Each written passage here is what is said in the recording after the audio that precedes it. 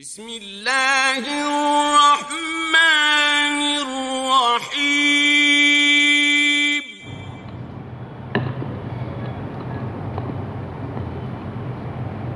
السلام علیکم ورحمۃ اللہ وبرکاتہ۔ بسم اللہ الرحمن الرحیم۔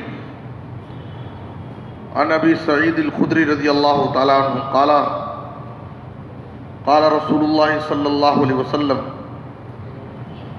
ان الدنیا حلوۃ خضرہ وان اللہ مستخلفکم فیہا فینظر کیف تعملون فاتقوا الدنیا واتقوا النساء فإن أول فتنة بني إسرائيل كانت في النساء۔ رواہ مسلم۔ محترم حضرات، صحیح مسلم کی اس حدیث میں نبی صلی اللہ علیہ وسلم نے دو عظیم فتنوں سے ڈرایا ہے، ایک دنیا کا فتنہ اور دوسرے عورت کا فتنہ۔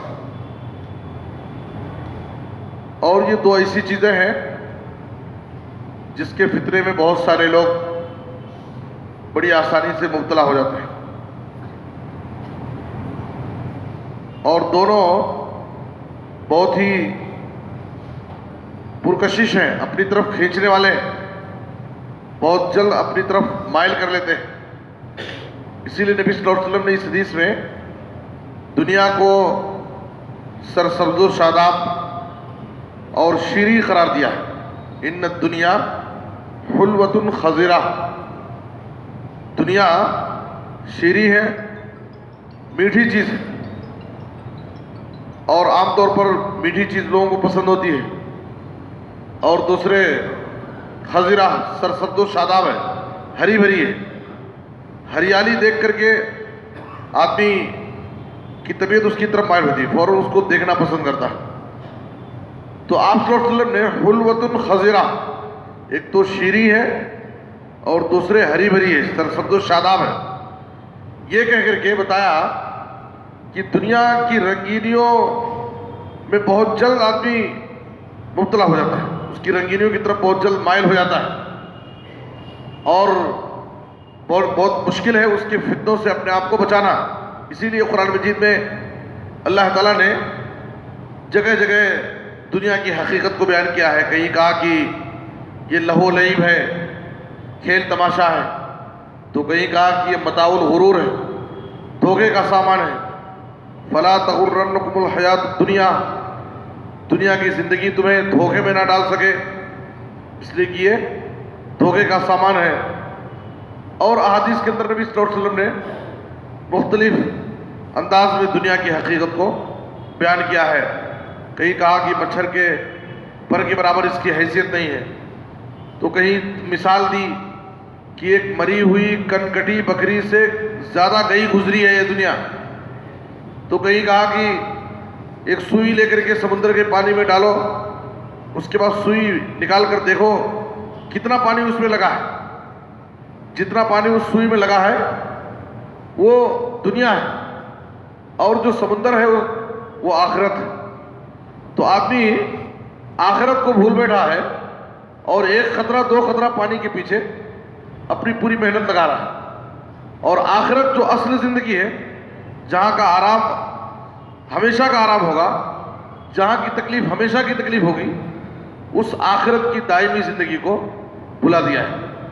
تو اس لیے نبی صلی اللہ علیہ وسلم نے کہا کہ یہ بہت لبھانے والی چیز ہے، اپنی طرف مائل کرنے والی ہے، اپنے فتنے میں مبتلا کرنے والی ہے۔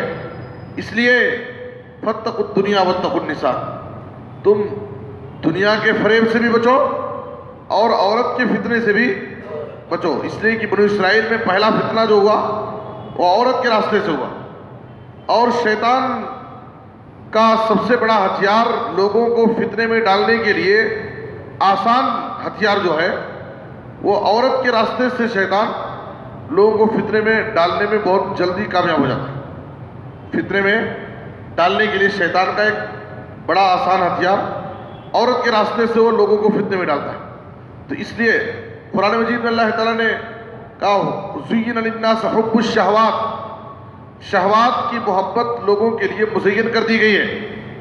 تو شہوات، خواہشات، لذات میں سب سے پہلے قرآن نے کیا بیان کیا؟ من النساء والبنین والقناطیر، بہت ساری چیزیں ہیں، تو اس میں سب سے پہلے اللہ تعالیٰ نے نساء، عورت کا ذکر کیا ہے کہ عورت کی طرف، عورت کے فطرے میں بہت جلد انسان مبتلا ہو جاتا ہے۔ تو اس لیے نبی صلی اللہ علیہ وسلم نے اس حدیث کے اندر ہمیں دونوں فتنے سے، ایک تو دنیا کی محبت، دنیا کے فریب سے، اور عورت کے فریب سے، بلکہ ساری برائیوں کی جڑ حب الدنیا ہے، دنیا کی محبت ہے۔ انسان کے دل میں اگر دنیا کی محبت بیٹھ گئی تو آخرت کی محبت نکل جائے گی، آخرت کی فکر اس کے دل سے چلی جائے گی۔ اور دنیا کی جب محبت انسان کے دل میں بیٹھ جاتی ہے، راسخ ہو جاتی ہے، تو اب انسان کسی بھی گناہ کو گناہ نہیں سمجھتا ہے، ہر گناہ کی طرف بھاگتا ہے۔ ساری برائیوں کی جڑ حب الدنیا ہے۔ دنیا پرستی جب انسان پر غالب آ جاتی ہے تو انسان کوئی بھی گناہ بآسانی کر لیتا ہے۔ اس لیے نبی صلی اللہ علیہ وسلم نے احادیث کے اندر دنیا پرستی سے، دنیا کی محبت سے لوگوں کو ڈرایا ہے۔ بلکہ آپ صلی اللہ علیہ وسلم نے کہا صحیح بخاری کی حدیث میں، فواللہ الا الفقر اخشى علیکم ولکن اخشى علیکم ان تبسط علیکم الدنیا کما بسطت علی من کان قبلکم۔ اے لوگوں، مجھے اپنے بعد تمہارے اوپر اس بات کا ڈر نہیں ہے کہ تم غریب اور فقیر محتاج ہو جاؤ گے، مجبور رہو گے، مالی اعتبار سے پریشانی میں رہو گے، بلکہ مجھے تو اس بات کا ڈر ہے کہ اللہ رب العالمین تمہیں دنیا کی بہت ساری نعمتوں سے نوازے گا، دنیا تمہارے لیے کشادہ کر دے گا، دنیا کی ساری نعمتیں تمہیں عطا کرے گا، اور تم دنیا کو حاصل کرنے میں ایک دوسرے سے مقابلہ آرائی شروع کر دو گے۔ جیسے تم سے پہلے کے لوگ دنیا کو حاصل کرنے میں ایک دوسرے سے مقابلہ شروع کیے، تو دنیا کی منافست، دنیا کو حاصل کرنے کے لیے ایک دوسرے سے مقابلہ آرائی، یہ تم کو ویسے ہی ہلاک کر دے گی جیسے تم سے پہلے کے لوگوں کو ہلاک کر دی۔